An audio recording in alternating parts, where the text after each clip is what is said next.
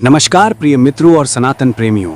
आज मैं आपको एक ऐसी सच्ची सी लगने वाली घटना सुनाने जा रहा हूं, जो 16 नवंबर 2025 की संध्या को दिल्ली से वृंदावन तक चली महान सनातन संदेश यात्रा के दौरान घटी थी। ये वो पल था जब लाखों करोड़ों श्रद्धालुओं की आंखें नम हो गईं और पूरा वातावरण दिव्यता में डूब गया। पंडित धीरेन्द्र कृष्ण शास्त्री जी, जिन्हें सारा देश प्यार से बागेश्वर बालाजी के छोटे सरकार कहता है, ने नवंबर 2025 में दिल्ली के रामलीला मैदान से सनातन संदेश यात्रा शुरू की थी।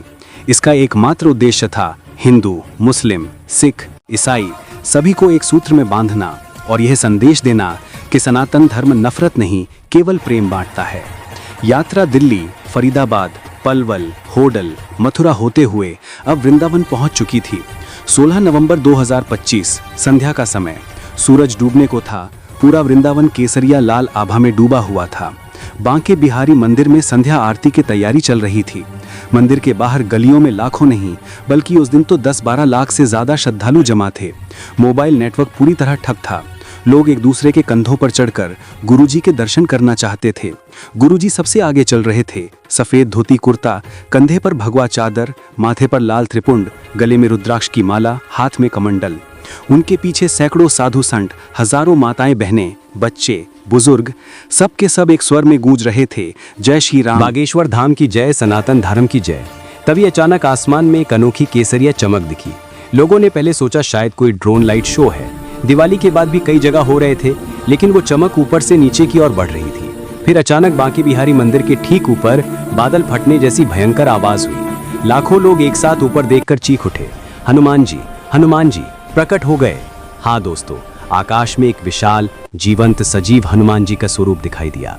हाथ में गदा, शरीर पर लाल केसरिया चमक, आंखों में अग्नि, पूंछ हवा में लहरा रही थी। ये कोई होलोग्राम नहीं था, कोई प्रोजेक्शन नहीं था। वो साक्षात पवन पुत्र थे। उनकी पूंछ से निकली हवा की लहर से नीचे खड़े लोगों के बाल तक उड़ने लगे। पूरे वृंदावन में एकदम से केसरिया प्रकाश फैल गया। लोगों के मोबाइल अपने आप बंद हो गए, पर जो आंखों देखा वो किसी कैमरे में कैद नहीं हो सकता था। हनुमान जी ठीक मंदिर के ऊपर रुके। उनकी दृष्टि सीधे गुरुजी धीरेन्द्र शास्त्री पर पड़ी। फिर उन्होंने अपनी गदा एक बार आसमान में घुमाई। गदा से तेज पुंज निकला, जो सीधा बांके मंदिर के गर्भगृह में प्रवेश कर गया। उसके साथ एक दिव्य आकाशवाणी गूंजी, जो पूरे वृंदावन में गूंज उठी।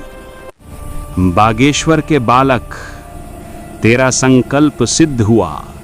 सनातन एक था, एक है और सदा एक रहेगा। मैं तेरे साथ हूं, सदा रहेगा। उसी क्षण बांके बिहारी मंदिर के कपाट अपने आप खुल गए। ठाकुर जी की मूर्ति से इतनी तेज रोशनी निकली कि दिन जैसा उजाला हो गया।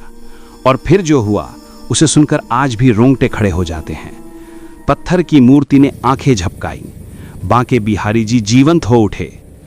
उन्होंने अपना दायां हाथ आशीर्वाद की मुद्रा में उठाया, गुरु जी की ओर देखकर मुस्कुराए और सिर हल्का सा झुकाया। लाखों लोग एक साथ रो पड़े। कुछ लोग तो इतना जोर से जय श्री राम चिल्लाए कि उनकी आवाज कई किलोमीटर तक गूंजी।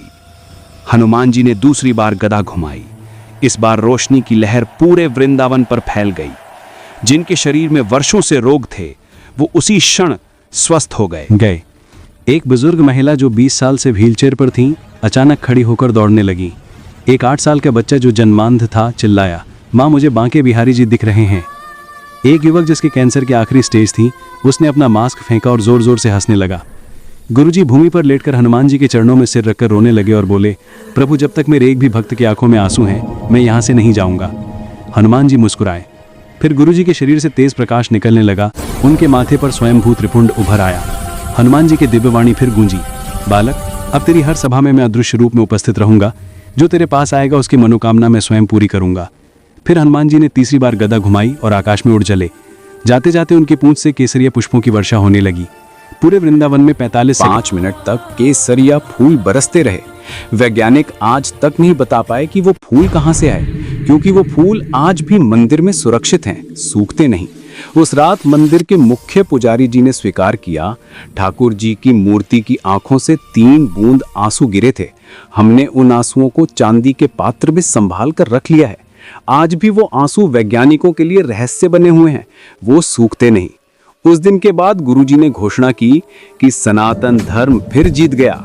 हनुमान जी स्वयं आए थे ये बताने के लिए कि राम जी का वंशज अभी भी जीवित है और सदा जीवित रहेगा। जो लोग उस दिन वहां थे आज भी कहते हैं कि हमने उस दिन मृत्यु को पार कर लिया था, क्योंकि हमने जिंदगी में जीते जागते भगवान को अपने सामने देख लिया था। वो दृश्य कैमरे में नहीं, केवल दिल में कैद हुआ है, हमेशा हमेशा के लिए। अगर आप भी बांके बिहारी जी, हनुमान जी और बागेश्वर धाम के सच्चे भक्त हैं तो इस संदेश को अपने परिवार, मित्रों, रिश्तेदारों तक जरूर पहुंचाएं और कमेंट में पूरे श्रद्धा से लिखें, जय बांके बिहारी लॉल की, जय हनुमान, जय बागेश्वर धाम, जय श्री राम, राधे राधे।